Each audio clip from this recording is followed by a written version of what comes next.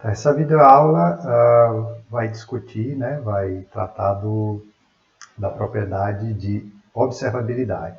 Né? Então, na videoaula anterior nós falamos de controlabilidade, né? E agora é uma propriedade que a gente vai ver que é uma propriedade dual, né, a observabilidade. Mais para frente vamos explicar melhor o que seria isso. A observabilidade se refere à possibilidade de se determinar o estado inicial, conhecendo-se a entrada aplicada e a saída medida em um intervalo do tempo, né, começando do instante inicial. Então você tem o instante inicial, a partir daquele instante você aplica uma entrada, então, que você conhece, obviamente, e você mede a saída no intervalo finito. Certo? E com essas informações, se o sistema for observável, você vai ser capaz de determinar quem era o estado inicial. Aqui a definição é formal, sistema dinâmico observável, se qualquer que seja o estado inicial desconhecido, o conhecimento da entrada e da saída em um intervalo de tempo finito, entre zero e o tempo final, né? Qualquer que seja, se o intervalo de tempo é suficiente para determinar de forma única o estado inicial x de zero. Então, aqui tem um exemplo de um circuito RLC. Né? Então, os estados são a corrente no indutor e a tensão no capacitor, né? Associada aos elementos armazenadores de energia. Então, para a saída, né? A saída aqui é a tensão no capacitor.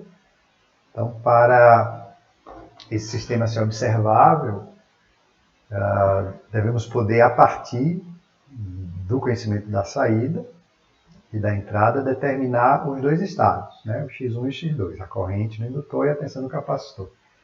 A saída é a própria tensão no capacitor, então esse estado, obviamente, pode ser determinado a partir do conhecimento da saída. Mas esse daqui, ó, será que a gente consegue deduzir quem é o estado x1, essa corrente aqui, a partir da tensão? Né? Então, observabilidade diz respeito a isso, você poder deduzir os estados a partir da saída. Então, na verdade, não. Nesse caso, não. Por quê? Porque veja que aqui a gente tem a entrada, que é uma corrente, uma fonte independente de corrente. Essa corrente se divide aqui nesse nó, nesses dois elementos, mas depois, ó, ela volta para cá, né? Então, a corrente U de T se divide aqui, mas nesse nó aqui, ela volta a ser U de T. Então, o que vai acontecer aqui nessa parte do circuito não depende da corrente nesse indutor, certo? Independente de qual seja a corrente, no indutor, X1, a corrente que vai entrar aqui é U de T. Tá? Então, em Y de T, nesse capacitor aqui, nessa tensão do capacitor, não tem nenhuma informação sobre X1, porque X1 não influencia nessa saída Y de T. Então, conceitualmente, ó, esse circuito aqui é não observável. Já esse aqui, né, que é o circuito RLC sério, aqui está faltando o X1, tá? O X2 aqui, que seria esse estado aqui. Esse circuito, você consegue, veja que aqui, ó, o X1, né, que é essa corrente aqui, e essa tensão no capacitor, que é o segundo estado e que é a saída, estão relacionados, né? Então, essa saída aqui, esse estado aqui, ele é influenciado por essa corrente. Tá? Então, na saída a gente tem informação dessa corrente. Então, esse sistema aqui vai ser observado. Mas não é evidente, né? Então, não é tão trivial assim você determinar isso. Então, como no caso da controlabilidade, a gente vai precisar de condições, né, determinar condições para testar se o sistema é observável ou não. Então, como é que a gente pode testar, né, a observabilidade? Eu tenho aqui o modelo, tá, que é o... Agora eu preciso, né, da matriz C, né, da saída. Né?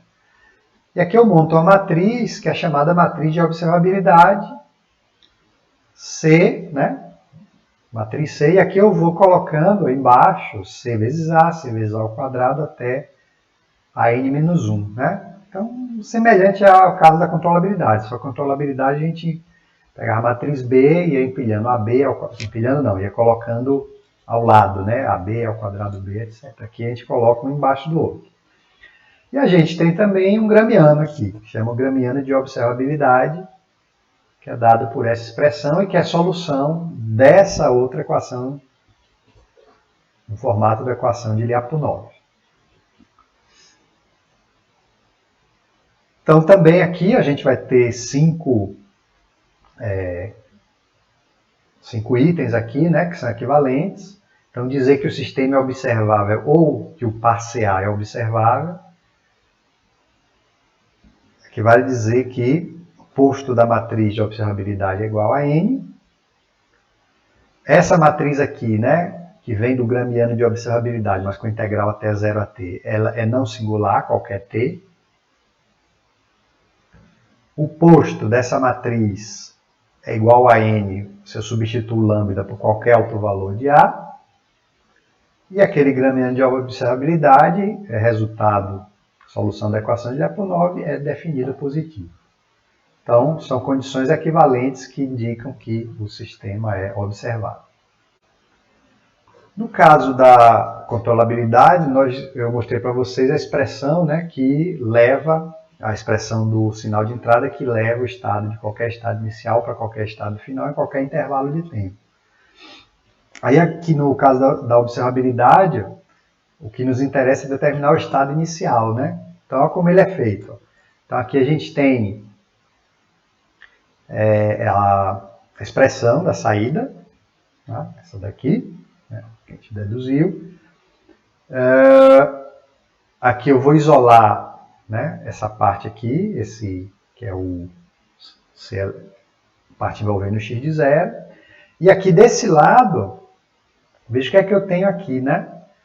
Eu tenho que isso aqui só envolve sinais conhecidos, né? Então, por hipótese, eu conheço a entrada, a saída e a entrada, né? Então, isso aqui tudo é conhecido, então estou chamando, para simplificar o desenvolvimento, estou chamando isso tudo aqui de y barra. Tá? E aí, o que é que eu faço também? Eu vou pegar essa expressão e vou multiplicar a esquerda por exponencial de A transposto T, C transposto. Exponencial de A transposto T, C transposto. E aqui eu já substituí essa expressão toda aqui pelo y bar. Tá? Aí eu vou integrar agora de 0 até f, dos dois lados. Aí quando eu faço isso aqui, ó, essa integral aqui é o WO de TF, né, que a gente viu, tá, há pouco. Tá? É o WO de T quando T é igual a TF. Certo? E se o sistema for observável, é um daquelas 5 condições, né? Então, essa matriz é inversível, né? Então, eu inverto aqui e eu tenho a expressão do x de 0 em função do quê? Em função do A e do C, né? E desse sinal y barra que envolve o y, que é conhecida a saída, e o sinal de entrada, que também é suposto conhecido. O que é que eu vou fazer agora? Né? Mostrar para vocês, vou pegar aquele circuito, né? Usar como exemplo aquele primeiro circuito lá que a gente viu que não era observável, e vamos confirmar, né? Vamos confirmar que ele não é observável usando a condição da matriz de observabilidade. Então, aqui estão indicadas as variáveis de estado, corrente no indutor, tensão no capacitor. Então, como é que a gente vai equacionar isso daqui, né? Vamos inicialmente pegar aqui essa malhazinha que só tem esses dois. Ó. Então, a tensão no resistor é igual a tensão no indutor, né? A tensão no indutor é L, D e DT. L1 vezes a derivada da corrente. E a tensão no resistor é resistência 2 vezes a corrente. Ó. Mas qual é a corrente aqui, nesse resistor? Por esse nó aqui, ó, é essa corrente que entra menos o X1. Né? Aqui eu estou usando já a lei dos nós. Estou usando simultaneamente aqui a lei das malhas, para equacionar essa malha, e a lei dos nós para obter essa corrente como U menos X1. Então, tem aqui essa primeira equação. E aqui ó, tem outro nó. Né?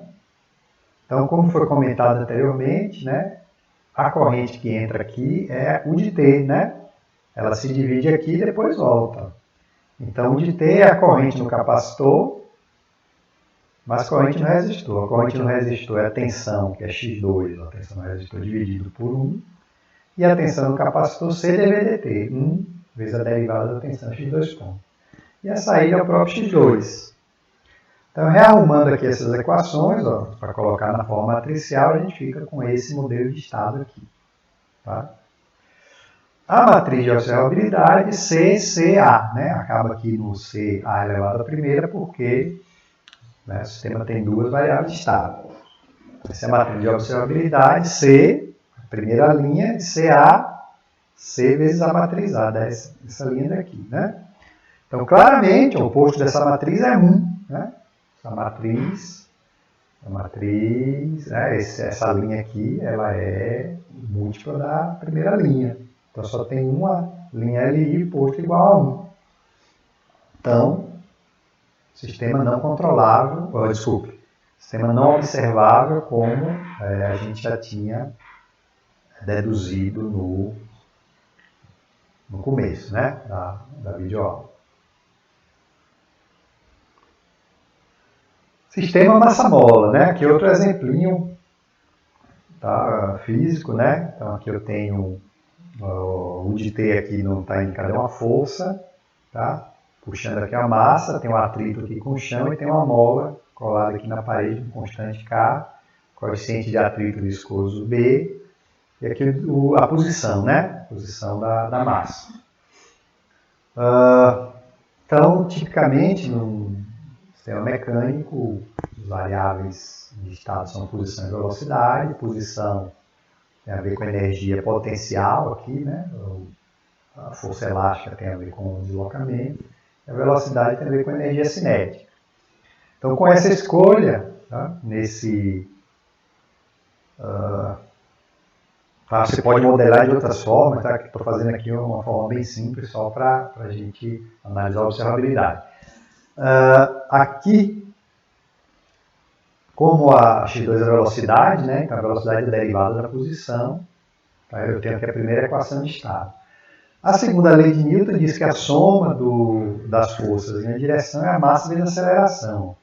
Então aqui eu tenho a força U de T puxando e tenho duas forças contrárias, né? A força elástica, que é proporcional à posição, menos Kx1, e a força de atrito, né? Que é proporcional à velocidade, que é x2. Tá? Igual a massa vezes a aceleração, que é a derivada da velocidade. Então, esse aqui é o modelo, né? A equação de estado. E aqui a gente vai analisar duas situações, né? A gente pode escolher como variável de saída a posição ou a velocidade. Se eu escolher a posição, o y vai ser x1, então a matriz C vai ser 1, 0. Então a matriz de observabilidade vai ser 1, 0, 0, 1. Então esse sistema vai ser observável, então se eu medir a posição, né, vai ser observável, qualquer que sejam, né, os valores de K e de B aqui. Tá? Isso aqui não depende dos parâmetros, né? E da massa também, né? Já se eu escolher como saída a velocidade, o x2, tá? Aí a matriz C vai ser 0, 1.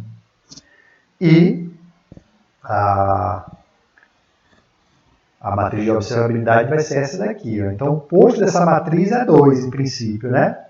Se K for diferente de 0, né? Se K for diferente de 0, o posto dessa matriz vai ser 2. E o sistema vai ser observável. Já se K for igual a 0, tá? Se não tiver a força elástica, eu vou ficar com uma coluna de zeros, esse sistema, o posto dessa matriz vai ficar 1, o sistema vai ser não observável. Por quê? Porque quando eu tenho a força elástica aqui, então, se eu estou pegando como saída a velocidade, eu quero observar a posição, né? Então, se eu tenho aqui a força elástica, a posição vai depender da velocidade, né? Porque tem a força elástica, tá, né? Até se a gente pegar aqui por essa equação aqui, né? O x1, né, que é a posição, ele depende, né? Ele depende vai ser influenciado pelo x2, que é a velocidade. Agora, se eu não tiver essa força elástica, né, a posição não vai ser afetada pela velocidade. Tá certo? Então a gente não vai conseguir determinar a posição a partir da velocidade, né? Ah, mas eu não pego a velocidade, integro e determino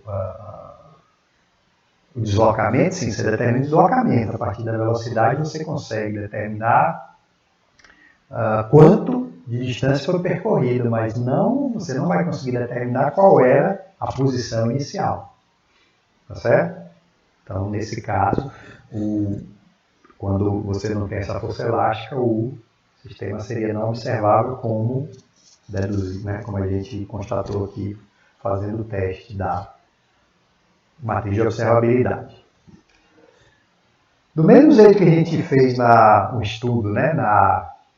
No caso lá da controlabilidade da função de transferência, quando o sistema era não controlável, vamos fazer a mesma coisa quando o sistema é não observável.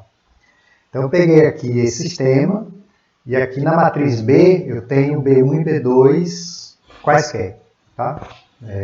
Desconhecidos. Aí eu calculo a matriz de observabilidade e vejo que a segunda linha é menos 2 vezes a primeira linha. Então, essa matriz só tem uma linha LI, então o posto dela é 1. Então, esse sistema não é observável, né? O posto teria que ser 2. Então, vamos calcular a função de transferência. C inversa de SI menos A vezes B, né? Então, aqui, ó, 1 sobre o determinante de SI menos A, e aqui é a adjunta de SI menos A. Tá? Aqui que eu já passei 1 sobre o determinante para a esquerda. C e aqui B. Multiplicando essa matriz por essa, né? C pela adjunta, eu tenho isso. E multiplicando por B, é o que vai acontecer. Eu vou ficar com B1 menos 2B2, B1 e B2 eu não sei quais são os valores, são quaisquer, vezes S mais 1. E aí esse S mais 1 vai cortar com S mais 1 daqui de baixo. E a função de transferência vai perder, ó, aqui a gente tem as raízes, os autovalores de A, né, que são as raízes do polinômio característico de A. A gente tem dois autovalores, menos 1 e menos 2, mas o menos 1 foi cancelado aqui, ele não virou polo. Então, lambda 1 é autovalor, mas não é polo. Isso não é coincidência, né? Não é coincidência, veja que isso independe de B1 e B2. Isso ocorreu pela não observabilidade. Então, esse autovalor que foi cancelado é o que a gente chama de autovalor não observável e que também não vira um polo de GDS, né? A gente viu na aula de controlabilidade que os autovalores não controláveis não são polo, e os autovalores, agora a gente está vendo que os autovalores não observáveis também não são. E por quê, né? Qual é a explicação? Como é que a gente poderia interpretar esse resultado, né? Mais uma vez, o que é a função de transferência? A função de transferência representa a relação entre a entrada e a saída, né? Então, quando você tem, né, a função de transferência não tem informações das variáveis internas. Então, quando o sistema é não observável, então tem uma dinâmica do sistema. No caso, a dinâmica é representada pelo autovalor, né? O autovalor menos 1 gera um termo exponencial de menos t na resposta. Então, essa dinâmica não vai aparecer na saída.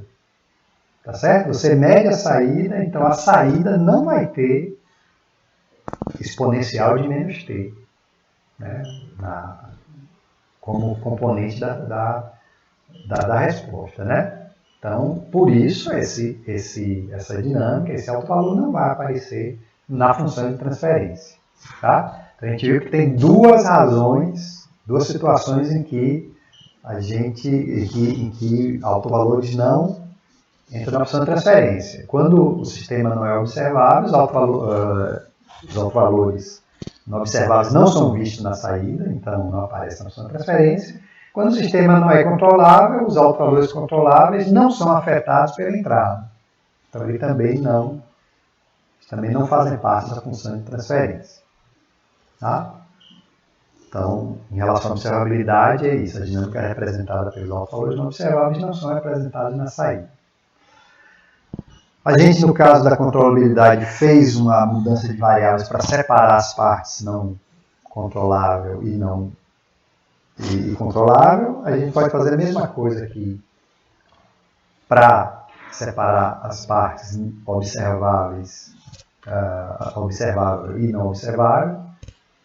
Então, a gente tem a matriz de observabilidade. Então, para a gente precisar fazer essa separação, o sistema tem que ser não observável, né? Senão não tem necessidade de fazer a separação. Então, a gente está supondo que o posto da matriz O é menor do que N, o sistema é não observável, N2 menor do que N. E a gente vai fazer uma mudança de variáveis, né? Aí começa a mudança de variáveis. Então, no caso da matriz da decomposição de controlabilidade, a gente montava a partir das colunas da matriz de controlabilidade. Aqui a gente vai montar a partir das linhas da matriz de observabilidade.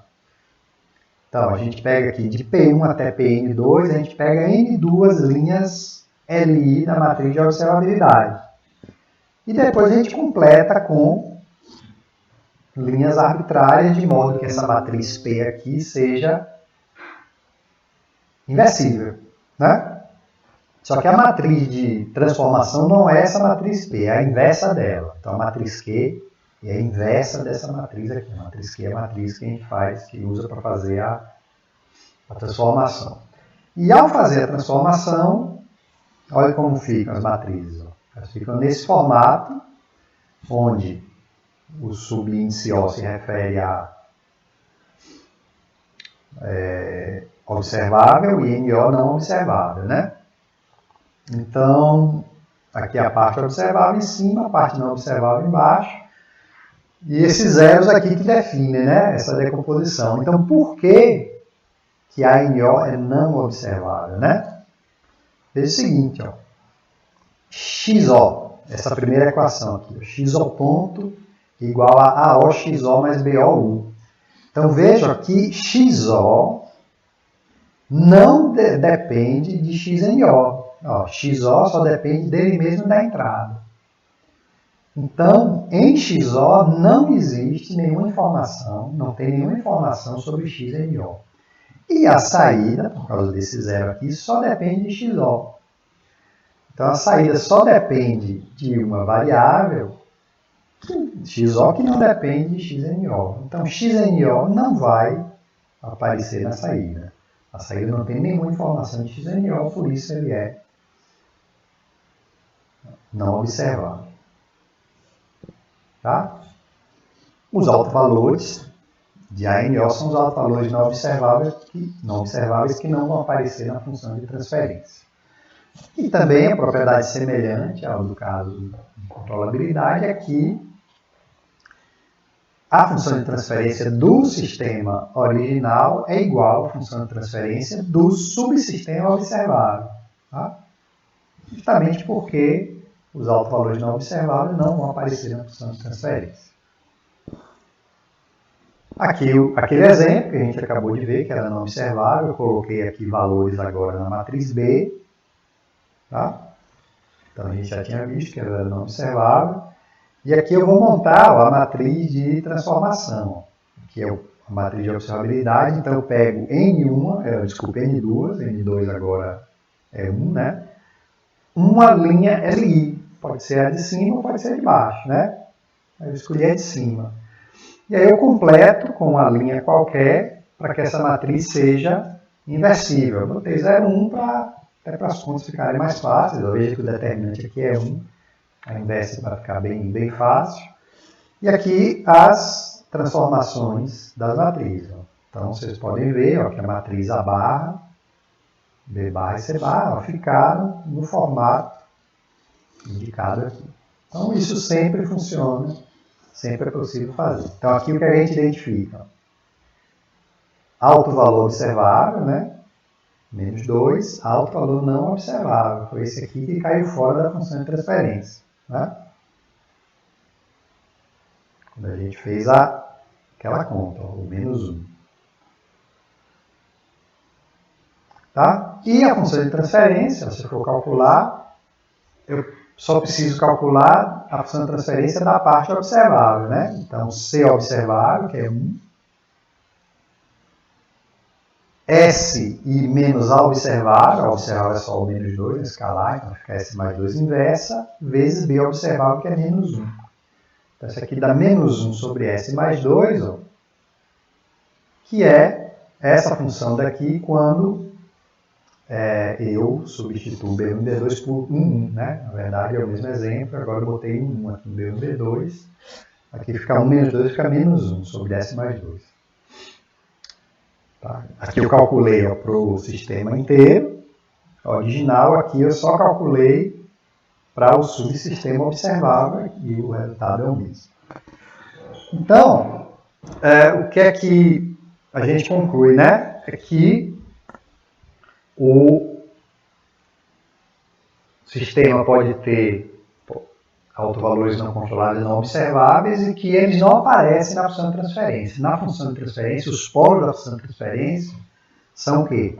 Os polos da função de transferência são os autovalores controláveis e observáveis. Mostrei também como é que a gente separa, né? A parte controlável e não controlável, a parte observável e não observável. Dá para separar tudo? Botar numa coisa só, separar em uma matriz só, tudo isso dá. Isso se chama a decomposição de Kalman, né? Kalman é o mesmo, você já deve ter ouvido falar do filtro de Kalman, né? Alguém, né? Principalmente o pessoal que já fez alguma coisa de robótica, é muito usado o filtro de Kalman, já deve ter falado, é o mesmo cidadão que propôs isso daqui, né? Então aqui ficou um pouquinho pequeno, porque para poder caber no slide. Então qualquer sistema linear invariante no tempo pode ser decomposto dessa forma, onde aqui, ó, eu tenho, onde tem barra em cima, é como se fosse uma negação, né? Então, CO controlável observável, CO barra quer dizer controlável não observável. C barra O não controlável observável, C barra O barra não controlável não observável. Tá? A gente não vai entrar nos detalhes de como obter essa decomposição. Tá? Basicamente é você pegar aquelas duas decomposições canônicas que nós vimos, né? E dentro dela você fazer outra, né? Então, por exemplo, a gente viu como é que decompõe parte controlável e parte não controlável. Aí a parte controlável você pode decompor em observável e não observável, e a não controlável em observável e não observável também. E aí você consegue chegar nessa representação aqui. Então, aqui apenas os autovalores de ACO são polos da função de transferência, né? Porque esses outros três ou tem uma parte não observável ou uma parte não controlável. E G de S é dada apenas pela parte, pelo subsistema que é controlável e observável. Então, isso é informação importante, né? Os polos da função de transferência, né? Todos os polos são autovalores, a gente tinha visto isso em aulas anteriores, mas nem todos os autovalores são polos. Então, quais são os autovalores que não são polos? Os autovalores não controláveis ou não observáveis. Né? Então, os polos são apenas os autovalores controláveis e observáveis. Aqui um diagramazinho de bloco esquemático, né? Vou representar aqui, ó. Parte controlável não observável, controlável observável, não controlável observável, não controlável não observável.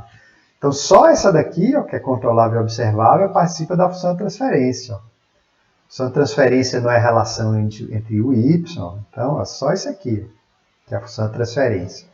A parte controlável e não observável, o de t, ele atua aqui nessa parte.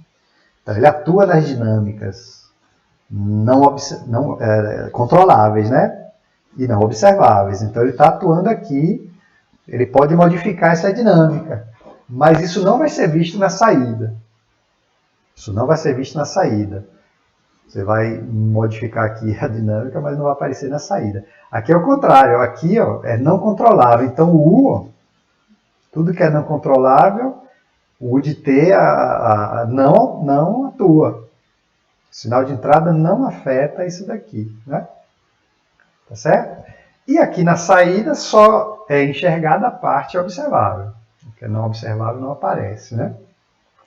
Então veja, esse subsistema aqui é uma aberração, né? Ele está solto aqui na vida, ele não é nem incontrolável, não é observável. Assim, existe isso na prática? Sim, na prática ninguém vai construir um sistema que tenha variáveis internas que sejam controláveis e não observáveis, né? A não observabilidade, ela ocorre na prática, porque depende do que? Isso depende de onde você escolhe, de que variáveis você escolhe medir, né? Onde você vai colocar sensor. Então, se você não faz um estudo bem feito, você tem um sistema grande, principalmente sistemas elétricos, né? Que são sistemas de dimensão muito grande, se você não coloca os sensores em locais adequados, você vai ter perda de observabilidade, você pode ter.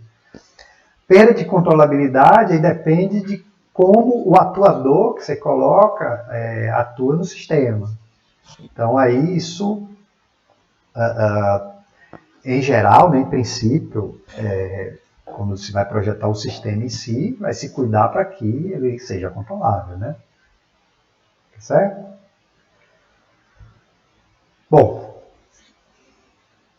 então o que falta é a gente ver a observabilidade no caso discreto. Então, assim, esse aqui é bem rápido porque é semelhante ao caso contínuo. A definição é diferente, como no caso de controlabilidade. A diferença é que você deve poder recuperar, né, determinar o estado inicial apenas com N medidas, né, com N medições, com N, conhecendo o valor da entrada e da saída em N passos. Tá? Essa é a diferença aqui na definição. Tá aqui a matriz de observabilidade, é idêntica do caso contínuo e o sistema vai ser observável se somente se essa matriz tiver posto N. E aqui ó, a gente pode demonstrar, né? No caso discreto é mais fácil do que no caso contínuo. Isso aqui é a expressão geral da resposta, que a gente deduziu em aulas anteriores. Aí aqui o que é que eu faço? Eu isolei aqui a parte que envolve o x de zero. Tá? Passei para cá. Ó. E isso aqui, o y e o u, são conhecidos. São supostos conhecidos em n passos, né? Então eu chamei isso aqui de y barra, tá? Essa parte conhecida, né? Eu juntei tudo aqui só para simplificar. Então essa informação aqui eu tenho. Então quando eu desenvolvo isso aqui em n passos, né, que vai de c a elevado a zero até n menos 1, eu recaio num sistema de equações lineares que tem que ter solução única, para o sistema ser observável, tem que ter solução única, qualquer que seja o lado direito. Né? Quaisquer que sejam as observações e as entradas. E isso ocorre se somente se o posto dessa matriz aqui for igual a I. Então aqui um exercício que eu coloquei aqui para vocês fazerem em casa. Esse sistema daqui, sistema discreto. E eu quero que vocês determinem o estado inicial, conhecendo-se a resposta ao degrau. Então, isso aqui já tem a informação do sinal de entrada, o degrau. Sabendo que o y de 0 igual a 1, né, a saída no instante 0, a saída no instante 1 é menos 0,8. Então, quero que você ache 0, que já tem a resposta. Como é que se resolve isso? Fácil, né? Você resolve usando essa ideia aqui da demonstração. Basicamente, montando esse sistema de equações lineares aqui e resolvendo. Separação de Kalman, separação da parte observável, não observável, autovalores observável, não observável, função de transferência, tudo idêntico ao caso contínuo, a gente não precisa fazer esse estudo específico para o caso discreto. Então é isso para essa aula. Obrigado pela atenção de todos e até a próxima.